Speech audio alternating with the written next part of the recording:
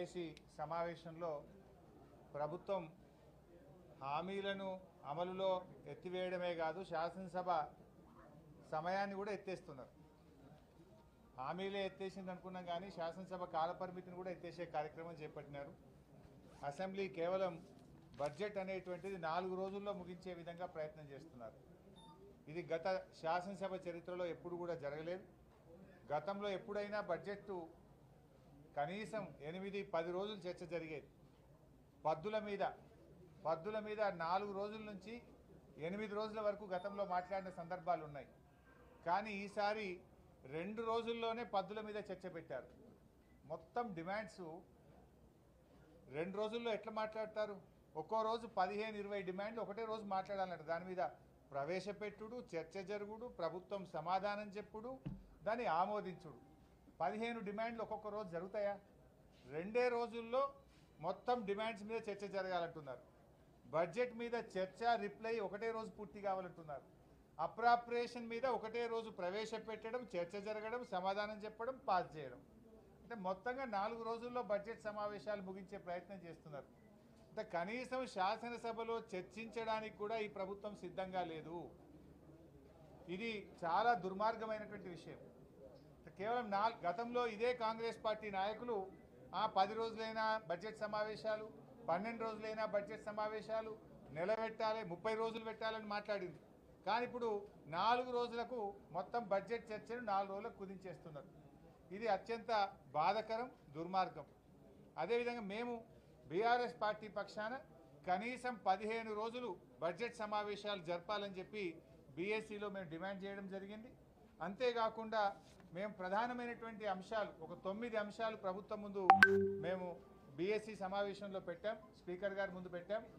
ముఖ్యంగా రేపు ఈ రాష్ట్రంలో రాష్ట్ర ప్రభుత్వం నిరుద్యోగ యువతీ యువకులకు చేసిన అన్యాయం, నిరుద్యోగుల పోరాటాన్ని అణిచివేస్తున్న తీరు, నిరుద్యోగుల మీద అక్రమంగా పెడుతున్న కేసులు, నిరుద్యోగ యువతీ యువకులను హాస్టళ్లలో చొరబడి వాళ్ళను కొడుతున్నటువంటి తీరు, అశోక్ నగర్ సెంట్రల్ లైబ్రరీలో దాడి చేసిన తీరు, ఈ యొక్క మొత్తం నిరుద్యోగ సమస్యలు, అదేవిధంగా జాబ్ క్యాలెండరు, గ్రూప్ 2, గ్రూప్ 3 ఉద్యోగాలకు పోస్టుల సంఖ్య పెంచడము, దీని మీద రేపు చర్చ పెట్టాలని చెప్పి బీఆర్ఎస్ పార్టీ తరఫున స్పీకర్ గారి ముందు ప్రతిపాదన పెట్టాం.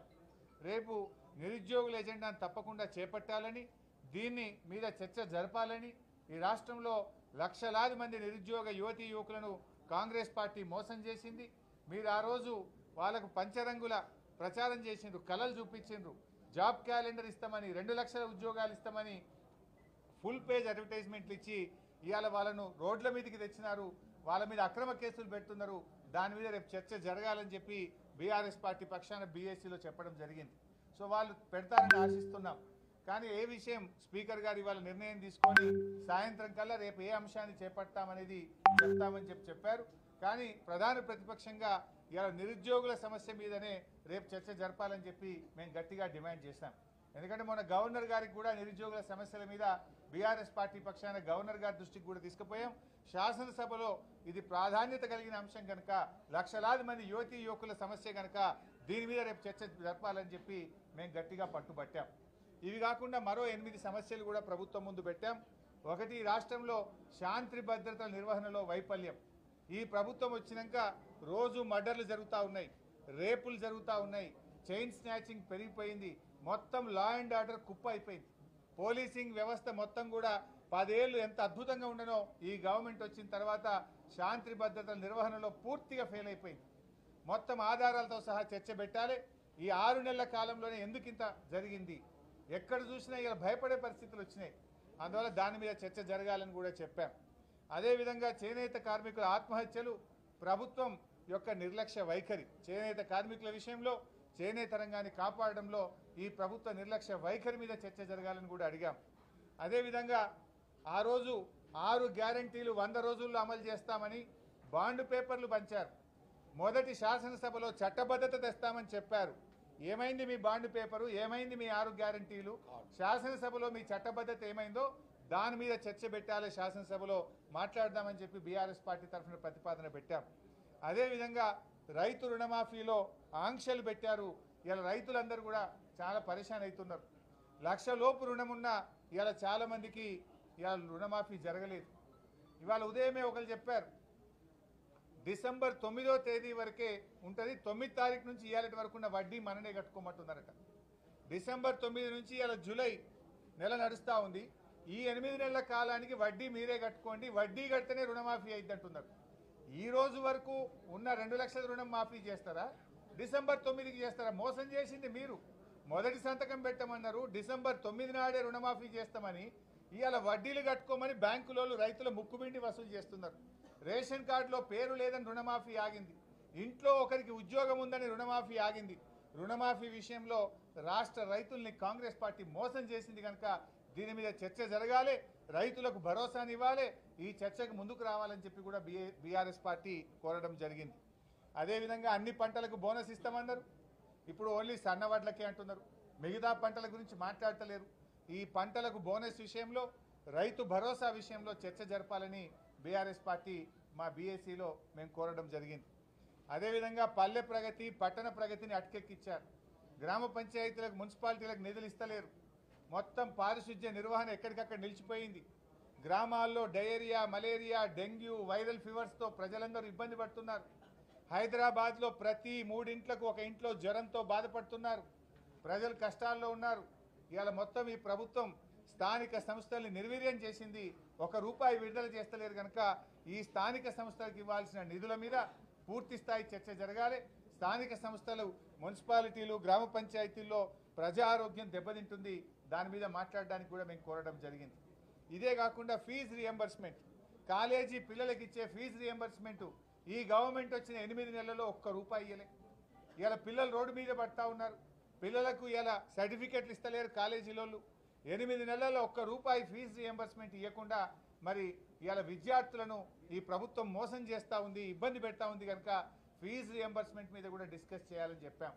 ఇక 9వ అంశానికి వస్తే మరి గత ప్రభుత్వం మంజూరు చేసిన పనులన్నీ అర్ధాంతరంగా ఆపేశారు, ఆ పనులను కొనసాగించాలి, పెండింగ్ బిల్లులు విడుదల చేయాలి, అసంపూర్తిగా ఉన్న మన ఊరు మన బడి పనులు కానీ వివిధ కార్యక్రమాలన్నీ కూడా మధ్యలో ఆపుతా ఉన్నారు.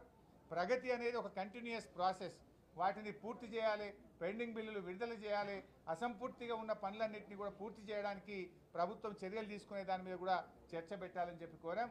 ఈ 9 అంశాల మీద కూడా శాసనసభలో మరి బీఆర్ఎస్ పార్టీ తరఫున మేము ప్రతిపాదించాం. వీటన్నిటి మీద కూడా ప్రభుత్వం ముందుకు రావాలని శాసనసభ స్పీకర్ గారిని, ప్రభుత్వాన్ని కూడా మేము కోరడం జరిగింది. ఇకపోతే కేంద్ర ప్రభుత్వం ఇవాళ బడ్జెట్ ప్రవేశపెట్టారు.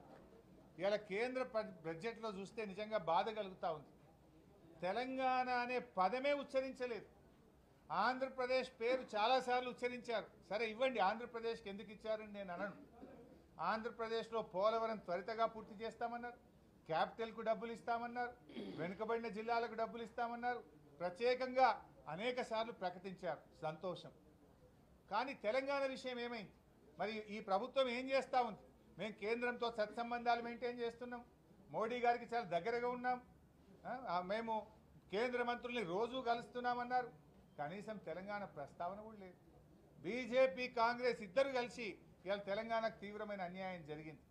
తెలంగాణలో కూడా వెనుకబడిన జిల్లాలు ఉన్నాయి. రాష్ట్ర విభజన చట్టంలో తెలంగాణలోని 9 జిల్లాలు వెనుకబడిన జిల్లాలు ఉన్నాయి. మరి ఈరోజు రాయలసీమ మీరు కొంత ఆంధ్రాలో వెనుకబడిన జిల్లాల గురించి కేంద్ర బడ్జెట్లో మాట్లాడారు, తెలంగాణ వెనుకబడిన జిల్లాల గురించి ఎందుకు మాట్లాడలేదు? ఈ రాష్ట్రం నుంచి కేంద్రంలో మంత్రులుగా ఉన్న కిషన్ రెడ్డి గారు, బండి సంజయ్ గారు ఎందుకు చొరవ చూపడం లేదు అని నేను అడుగుతా ఉన్నా.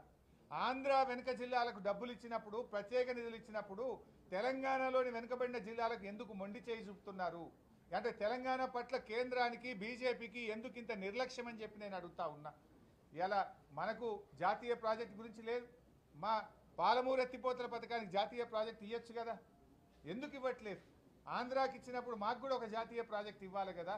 బయ్యారం ఉక్కు ఫ్యాక్టరీ గురించి ప్రస్తావన లేదు, వరంగల్ కోచ్ ఫ్యాక్టరీ గురించి ప్రస్తావన లేదు, తెలంగాణకు ఓవరాల్గా గుండు సున్నా ఇచ్చింది. కేంద్ర ప్రభుత్వం ఈ రోజు పెట్టిన బడ్జెట్లో తెలంగాణకు మొండి చేయి చూపించింది, మొత్తంగా ఇచ్చింది ఏమని ఉంటే గుండు సున్నా తప్ప ఏమి లేదు.